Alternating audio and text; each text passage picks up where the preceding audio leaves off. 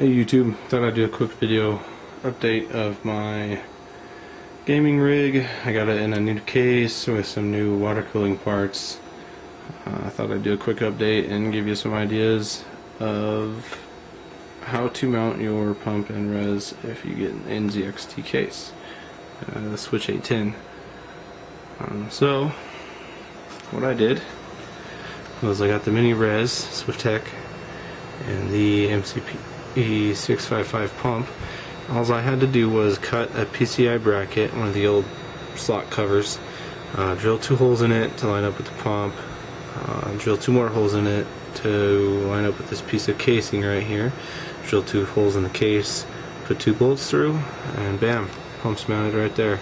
For the res, just drill 1 hole down here to match and line up, and put your 2 bolts through, and there you have it. Pump and res mounted with 3 holes being drilled. Real easy. So it works pretty good too. It also doesn't put too much of a bend on the tubing down to the 240 radiator down here. So anyway, we got the Switch 810 case. We got a fan controller. All the fans are turned down to where you can't even hear them. I made a custom bracket here for my cathode lighting here. Got a Blu-ray player, burner. I kept 2 NZXT fans down here as intake.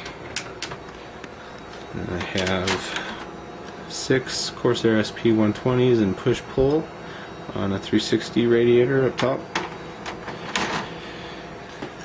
And then I've got my 240 down there with 2 Corsair SP120s pushing in, and I have my rear fan pushing in. So basically I have 2 fans blowing in fresh air and 2 fans blowing through the radiator up through the case, and the rear fan blowing in, and it all is exhausted out the top.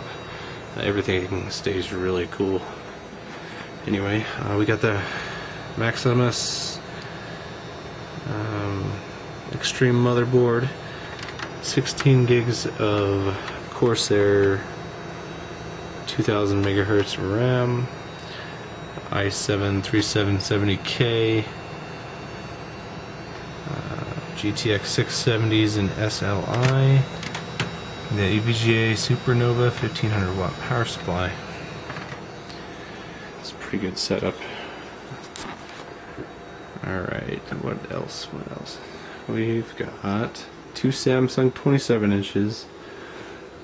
One's the SA550, the other is the S27B550.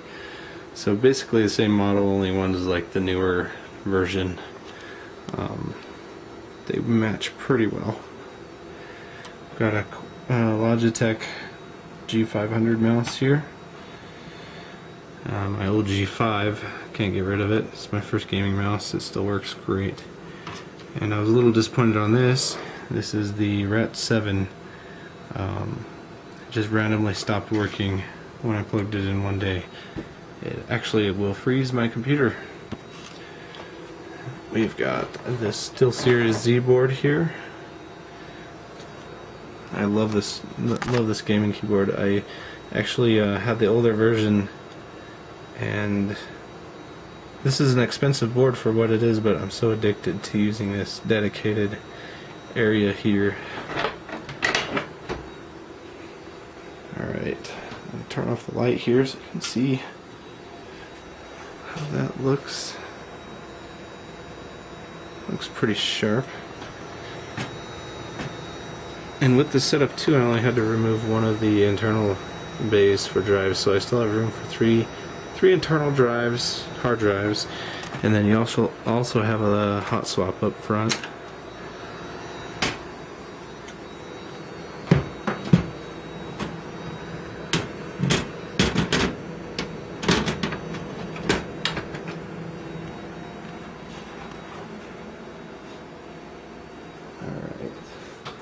So there's a new setup.